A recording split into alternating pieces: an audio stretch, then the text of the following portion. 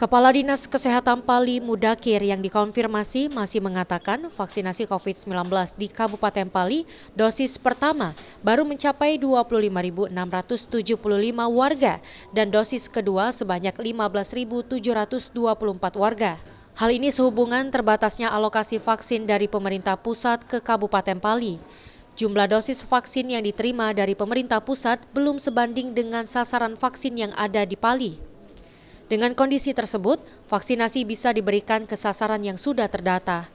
Saat ini stok vaksinasi di Pali masih ada sebanyak 365 vial atau 3.650 dosis vaksin yang akan diprioritaskan untuk dosis tahap kedua.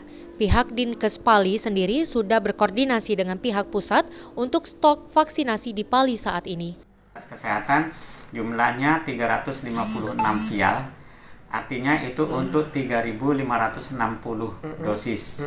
Itu tersebar di seluruh fasilitas kesehatan yang ada di Kabupaten Pali. Dan ini pun untuk diprioritaskan untuk pemberian dosis kedua. Itu kedua Pak ya? Berarti masih mencukupi Pak ya? Masih?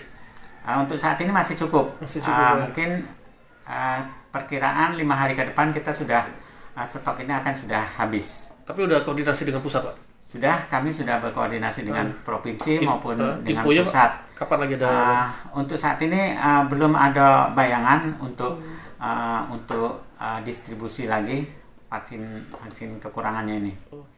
Aji, Pal TV.